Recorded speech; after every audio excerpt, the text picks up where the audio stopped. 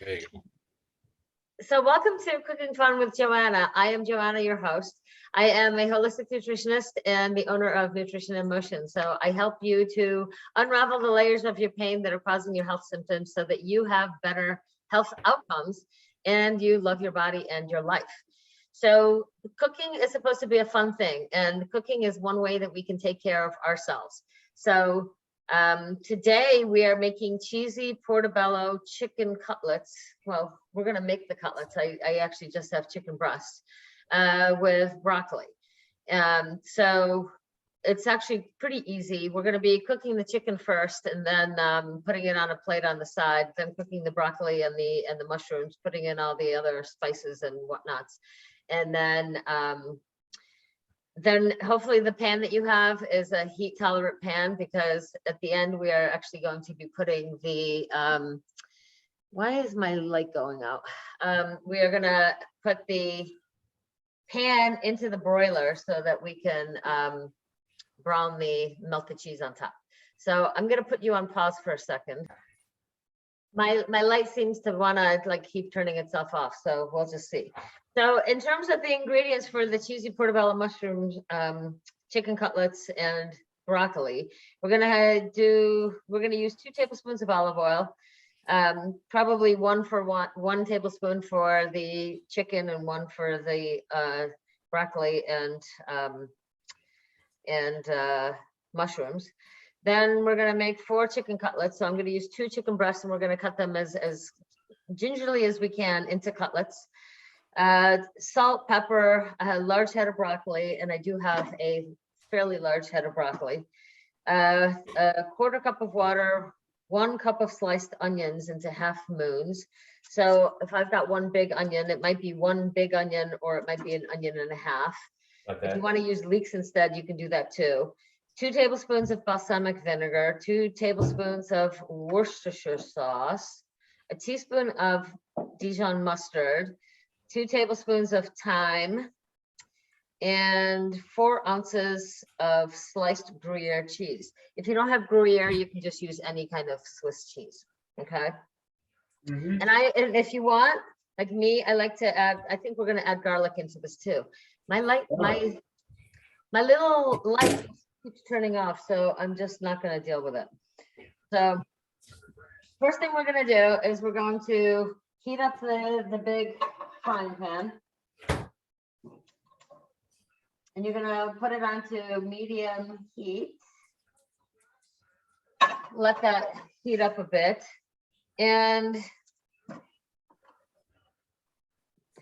since we're going to cook the chicken first, I think I'm gonna put the onion into the garlic in with the chicken.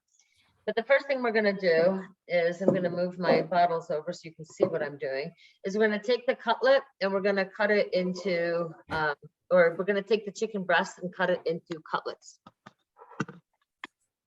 So what you need is a sharp knife, and you're going to put the chicken breast on its side, and you're just going to start cutting it with that sharp knife into about a 1/2 inch cutlet. And the thinner you cut it, the faster this will cook. And it looks like I can get 2 cutlets out of this. I mean 3. This last one, even though there's this little extra, I think I'm just going to cut the little extra off to make it a little bit more even. And for one person like me, I'm just going to do 1 chicken breast. If you want for 2 or 3 people, then you might want to cut a second one. You're going to put a tablespoon of olive oil into your pan, and let that heat up a bit. And while we're waiting for that to finally heat, chop off any kind of excess fat off the chicken breast, because we don't need that extra fat in our dietary consumption. But I'm gonna chop up a garlic, and I already peeled the garlic clove. This one came in as a double, so that means I get to double the quantity. But you're gonna just go ahead and hold it on its side and dice it. and put that in with the olive oil that is heating up in the pan. And I'm gonna dice up the other one as well, but I'm gonna save that for the broccoli and the mushrooms. But if you're gonna chop garlic, you might as well do it all at one time rather than going back and forth.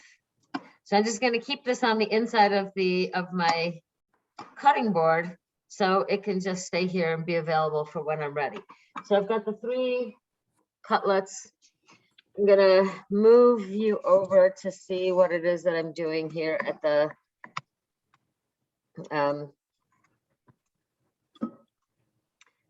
actually, can you see what I'm doing? But my pan is heating up, and I'm gonna go ahead and put the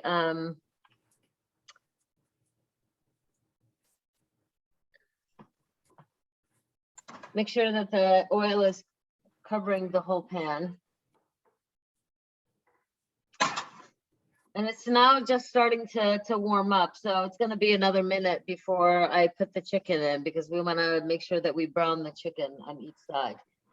So it's still not quite hot, but I don't wanna turn the heat up too high, otherwise we're gonna have burnt chicken.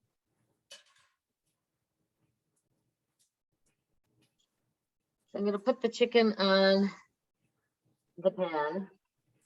And I'm going to alternate them so that they are even.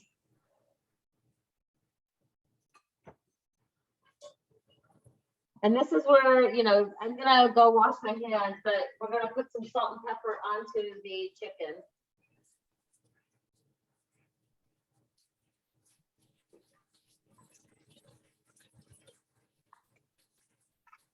So I'm going to put some salt and pepper onto the chicken.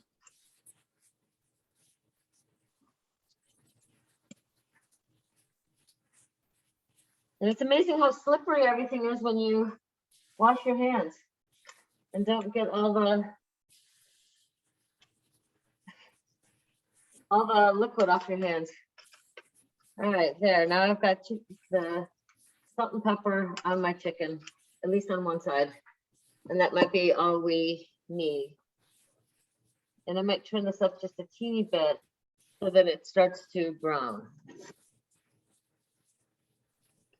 And I'm going to use a pair of tongs when we're ready to flip it over. But we're trying to brown it on the one side. Because when you brown it, it tastes better. And the garlic will give it some nice flavor as well. So now my pan is definitely hot enough. You can see I turned up the heat. Now that's a little bit too high. Oops, wrong way. And you'll see as it's cooking, you want that white part to come around. Yeah, this is where it starts to cook. You want that to kind of start wrapping around before you even consider flipping it. Okay.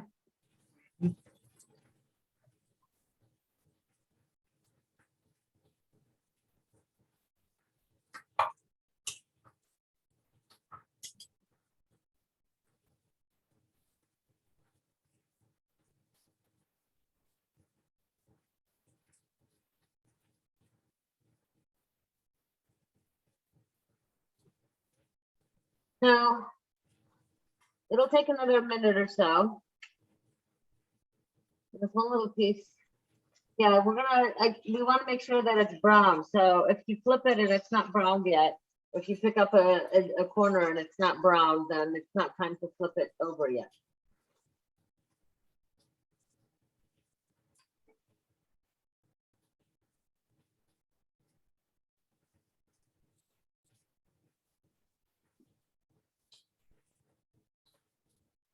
And maybe while we're waiting for that, we should actually start chopping up the, we're going to start chopping up the broccoli and the onions. We might as well try to just do things expeditiously. We use big words with me. Pardon me? Don't use big words with me. Yeah, I know. Sometimes I surprise myself what comes out. But we're gonna basically just peel the 2 layers off the onion so we can cut it.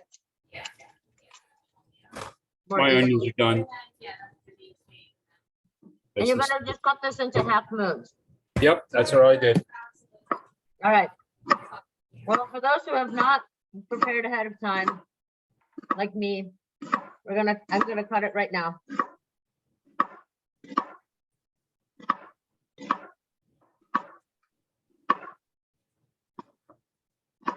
But the onions, a lot of people make fun of onions, and they're one of those items that help with the microbiome. They help to feed the good bacteria.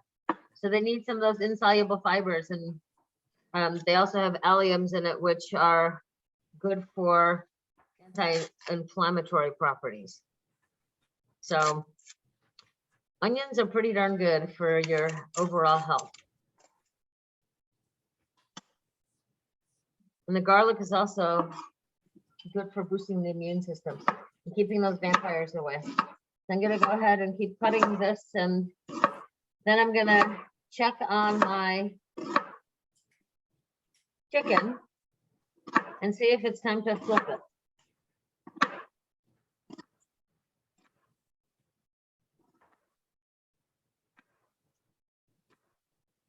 And I gotta dig my nails into the onion so that I can grab the last part of it. All right, that's gonna be good enough. I don't want to slice a finger. And now I'm going to check to see if my chicken is browning on the one side. And it looks like some of the garlic is, and it has. So that's what you want. You want it browned. And we're gonna do the same thing on the other side, which is another reason why you want to keep the heat up a little bit higher. Because as the chicken cooks, it releases some liquid, and then that liquid keeps it from cooking. So if you can, try to just move those onions over to the side. And we're gonna chop up the broccoli into smaller florets. So what you're trying to do is cut them into, can you see how small the florets are? So that they're thinner. If you don't want the stalks, get rid of those. But you're gonna basically just cut it into halves like this, and then cut the florets in half as well. And you're gonna do that with the rest of the head of broccoli. So I'm gonna get rid of that bottom piece because it's just is bulky. And I'm gonna continue slicing it down the middle, making it a little bit smaller. And you could also say, like, if you're making a green smoothie, the bottoms of the broccoli, the stems actually work very well in that. So if you don't feel like throwing them away and having them wasted, you can just save them for a smoothie. If you cook properly, nothing should go to waste, right? That's true. Nope. Well, I also found, I live in a subdivision where there's more families, and during COVID, there's definitely been a lot more waste. And I find that I'm like the only one that has their garbage put out once every like 2 weeks. And I realized that a lot of that is because I cook my own meals. So then there's a lot less waste.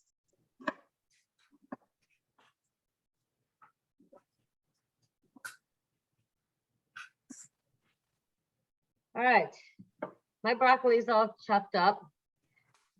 Now, I think I'm gonna take out another cutting board. Too bad I don't have 2 really large ones, but I'm gonna start cutting the portobello mushrooms. Hello, Made it home. I'm home. Hi, honey, I'm home. Hi, honey, I'm home. You're just in time for us to chop the mushrooms. So I'm gonna use 2 of these portobello mushrooms. And I'm gonna chop off a little bit of that stem. And I'm gonna cut it in half and then cut it into 1/2 inch slices. If you want them smaller, you can do that as well.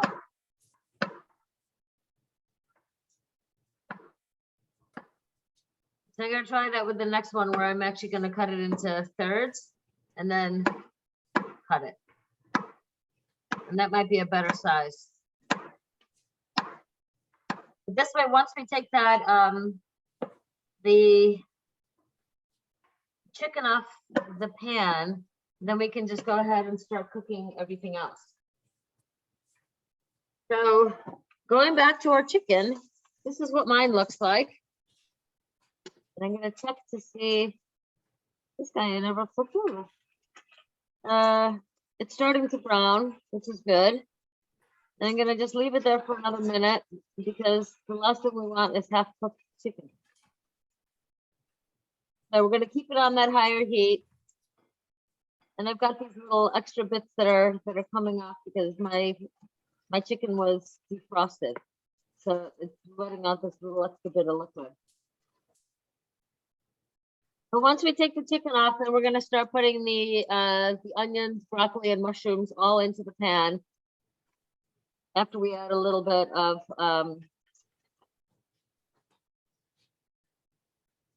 yeah, it's getting there. We're gonna give it one more minute. Make sure it's good and browned on both sides. And then we're gonna cook the mushrooms.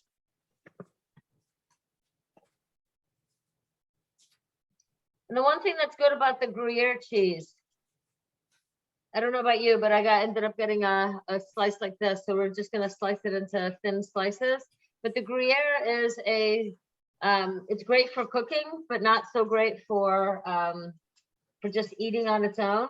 And it's nice. It melts very nicely.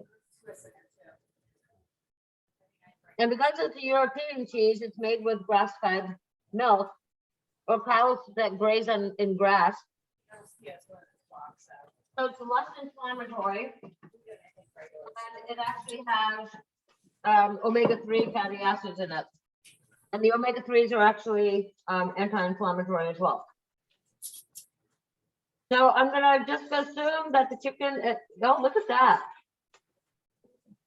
My chicken is ready. So that's how you want it. You want it browned. So the chicken is ready. And if you can just put a lid on it, it can help to keep it warm. I have one that's domed, so I'm going to use that. And I'm going to put it on the other side so it doesn't get in the way of everything else I'm doing. And now you're going to put a little bit more olive oil into the pan. So you're going to put that other tablespoon that you didn't put in before. And you're going to put all the mushrooms, onions, and broccoli into the pan. And hope that it makes it into the pan because I just saw that one of my pieces of broccoli decided to jump ship. Are you putting the mushrooms in with that too, or no? Yes. Putting it all in together.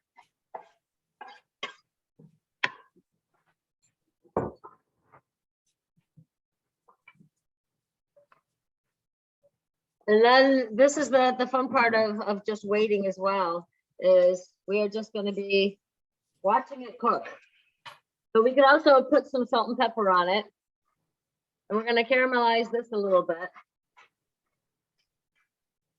And I'm using a Celtic salt. Then we're going to put some pepper in there.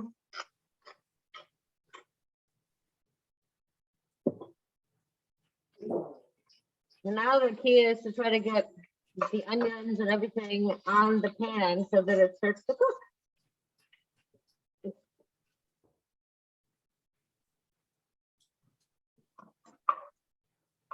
You might have to kind of break it apart to get it to lay on the bottom of the pan. And this is a 12-inch pan, and it still doesn't seem like it's big enough, you know? So we're gonna just sit here and wait for it to start to soften and brown. Then we're gonna flip it and keep going. And then once it's cooked and matching, we're gonna, you know what, maybe we'll do this in a cup. We're gonna mix together the tablespoon. I have my tablespoon. We're gonna use a tablespoon of, 2 tablespoons of balsamic vinegar.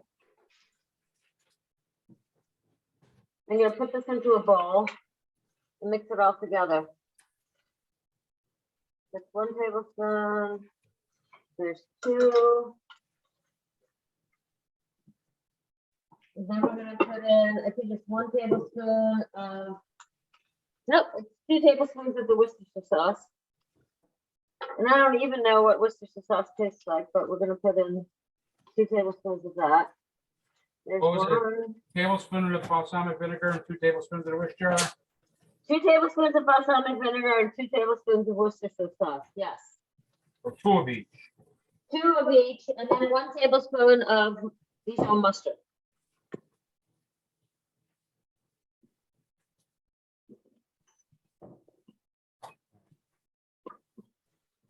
My mustard doesn't want to come out of the container.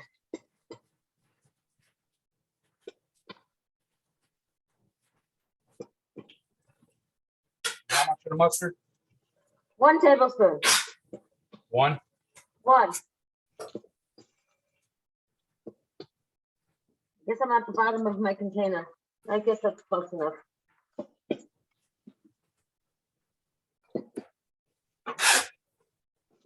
And then you're gonna take a spoon or a fork.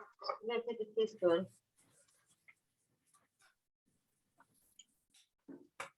And Was- just blend it together. What was that last thing that you just put in? Just the mustard. Okay. So it's the 2 tablespoons of balsamic vinegar, 2 tablespoons of Worcestershire sauce, and 1 tablespoon of mustard, and you're just going to blend it all together.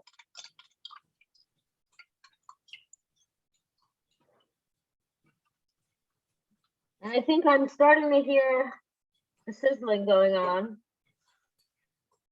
So I'm gonna go ahead and mix up all my vegetables to get the top pieces onto the bottom.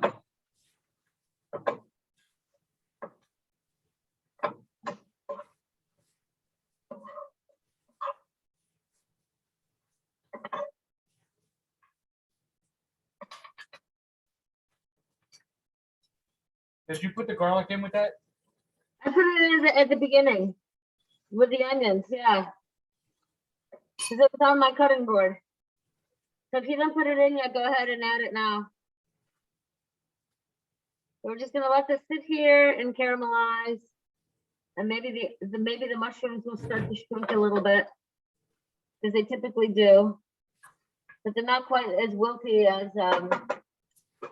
spinach.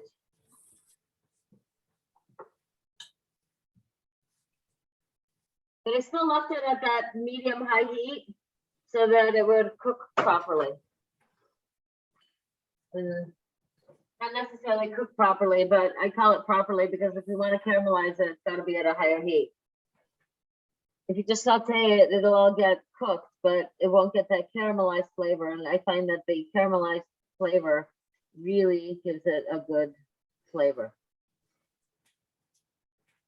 I'm gonna try to get that mushroom at the bottom. And you might find that you have to add a little bit more olive oil to the edges to get these things to fry a little bit better. So if you want to drizzle a little bit of olive oil into the edge, you can. This is what I just did. So it's a little bit more olive oil than the recipe calls for, but Did you put thyme? Did you put any thyme in that sauce? not yet. Okay. Not yet. You're going to be putting 2 tablespoons in. And I still have the fresh thyme that I let dry, so I'm just going to put all of that into the Worcestershire sauce. So if you want to add your 2 tablespoons of thyme, you can put that into the Worcestershire sauce mixture.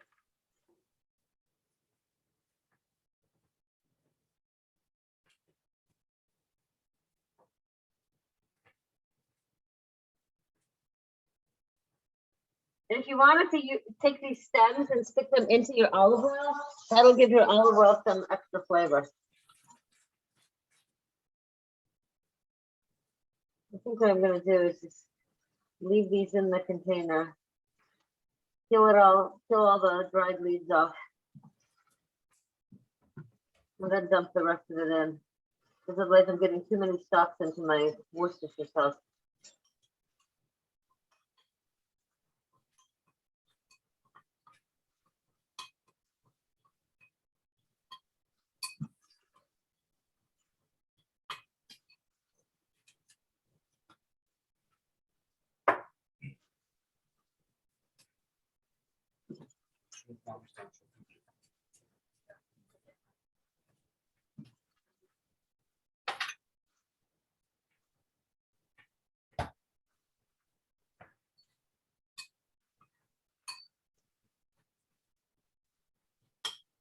So how are your mushroom, broccoli, onions coming along?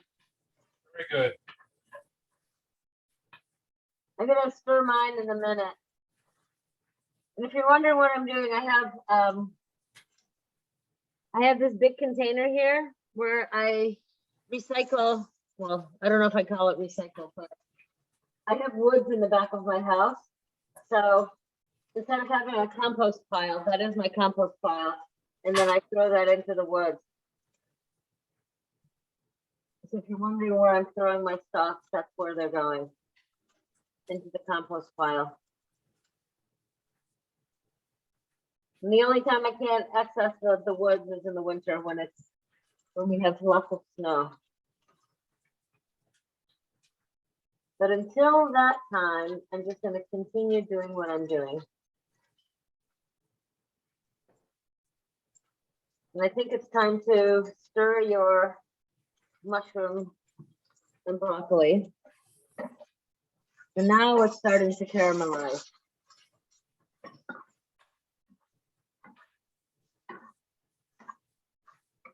The mushrooms are starting to brown, the onions are starting to brown.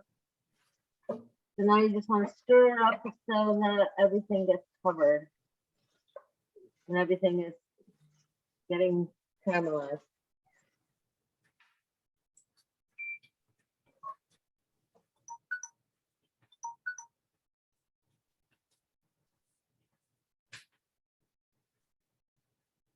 So we'll do this for another probably 4 or 5 minutes.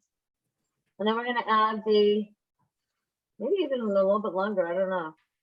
But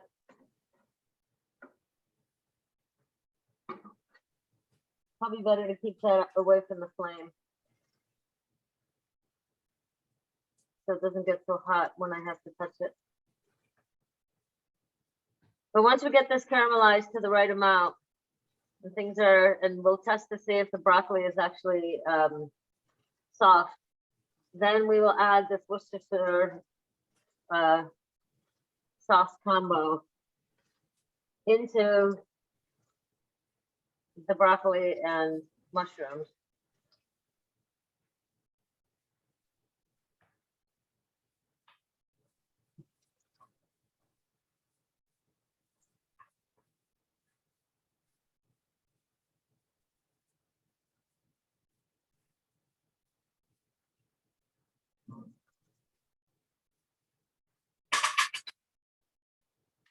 Our broccoli's tender. The broccoli's tender? Yes. All right, so I'm gonna check to see if my broccoli is tender. My broccoli is tender. All right, so mine is 2. I just want the mushrooms to caramelize a little bit more, so I'm still gonna leave mine on for another minute. And I'm just gonna stitch out the twigs in my thyme as much as I can here.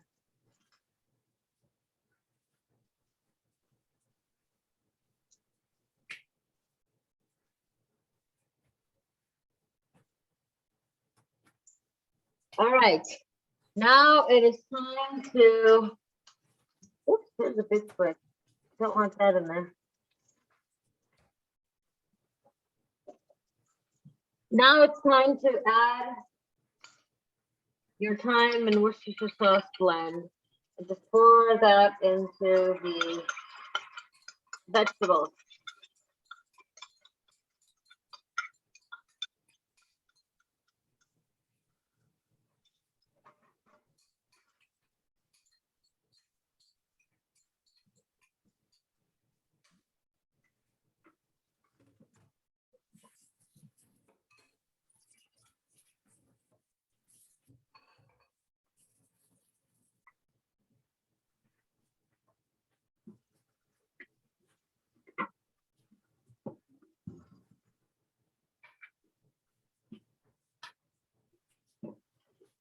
And now just make sure you can stir it all together.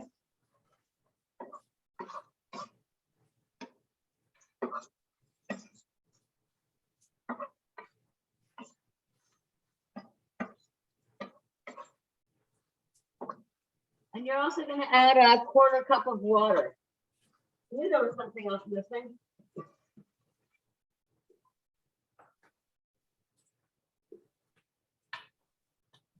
So 1/4 cup of water.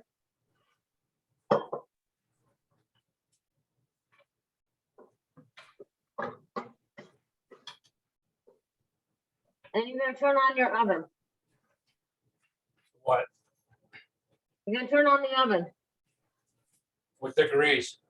350.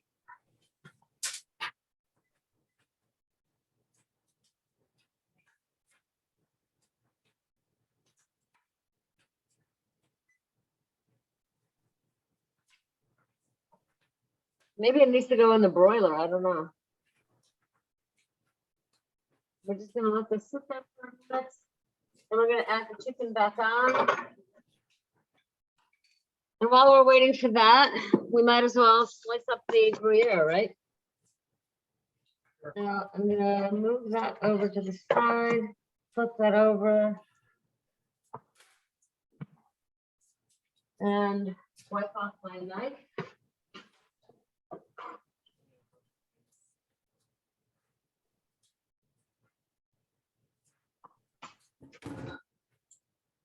So now we're just going to cut the cheese into 1/4 inch slices as best as you can.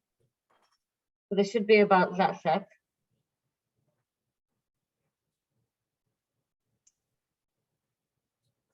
And you'll probably need, I've got 3 cutlets, so I probably need 3 slices per cutlet.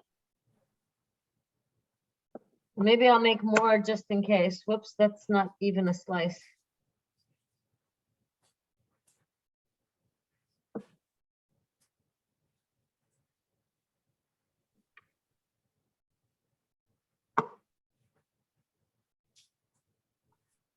And that should be enough.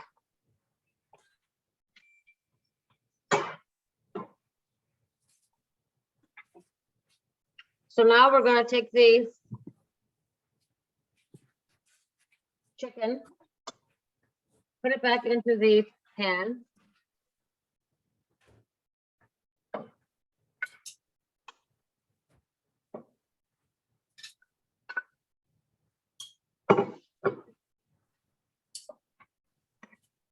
We're going to put some of this broccoli on top of the chicken.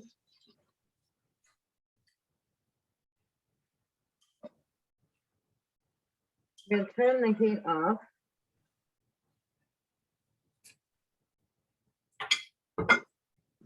And then you're going to put the slices of Gruyere on top of your chicken. If you can see the chicken.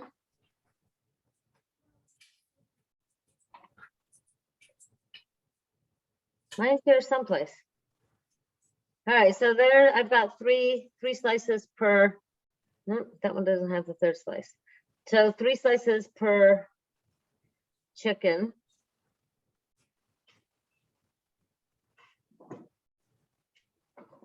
And now I've got to move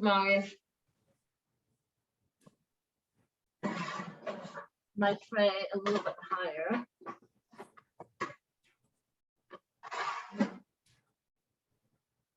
I'm actually going to turn this up to 450 and put this into the oven.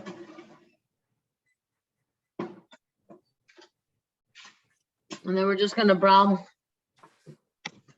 We're going to let that cheese melt and hopefully brown on the top. And then we're going to eat the extra slices of cheese. It is very tasty. Yeah, we didn't have Gruyere, we used Gouda. Yeah, okay. Gouda would be good too.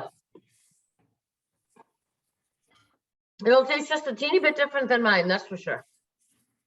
But Gouda is typically a European cheese too, so that's going to be more anti-inflammatory than the standard cheese because it's made from milk from the cows that graze in the grass.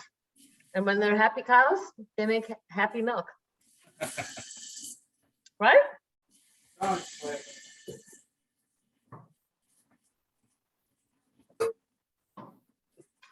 Right, I have a feeling. I think this is actually going to turn out better if you put it in the broiler.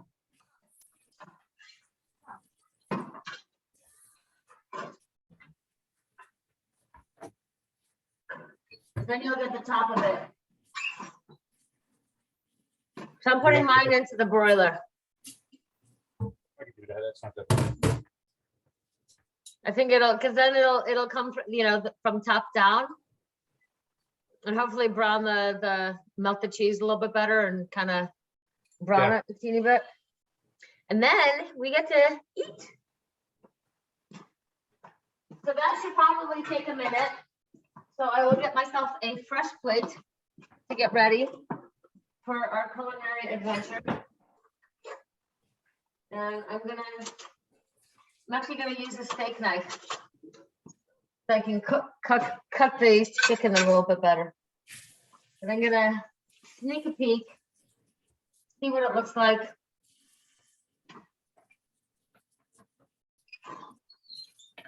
Yep, that's the way to do it. Stick it in the broiler because it's starting to, the cheese is starting to melt.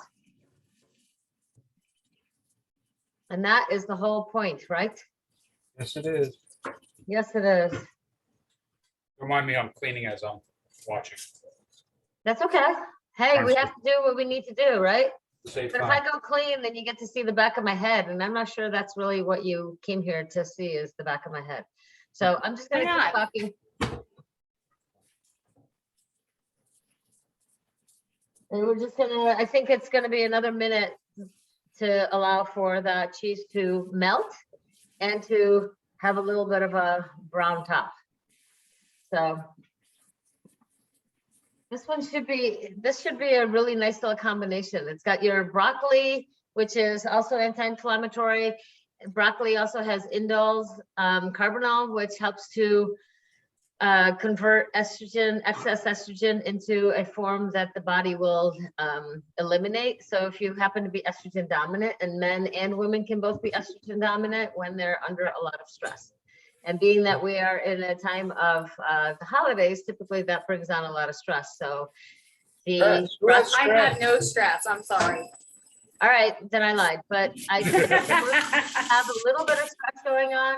So this is one way to actually help the body to counteract that stress. So, all right, I'm gonna sneak a peek at my, oh yeah, this is how we want it. Can you see mine? It's all nicely melted. Well, you guys aren't even looking. But that's how you want it to look.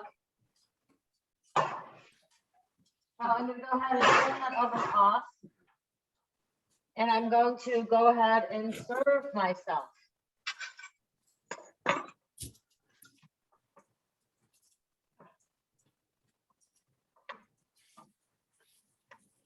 All right, if I can only get this on the, I probably need a spatula as opposed to just the wooden spoon. But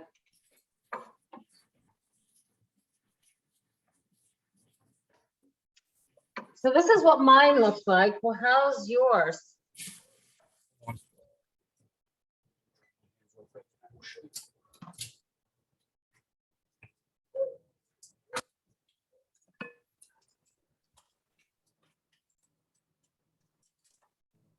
And I am going to There it is. try mine. There you go. Oh, that looks awesome. Let's put those, yours and mine, side by side. And then we can see them both together. That looks awesome.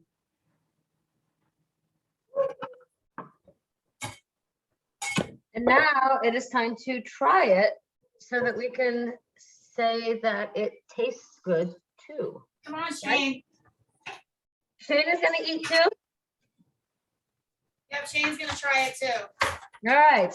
I didn't know that dogs could eat cheese and mushrooms and broccoli. But, you know, I don't have a dog, so. All right, so here is the magical moment, right?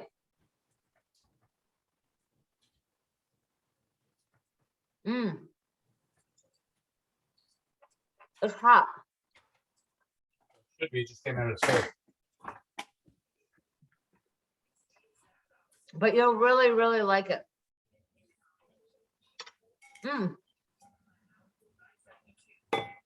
It's like the total flavor explosion in your mouth. It's pretty darn awesome.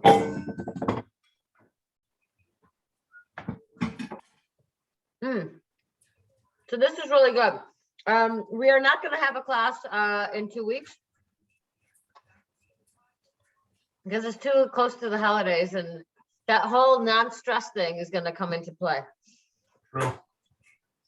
So rather than adding to your stress, I'm going to give you the time off.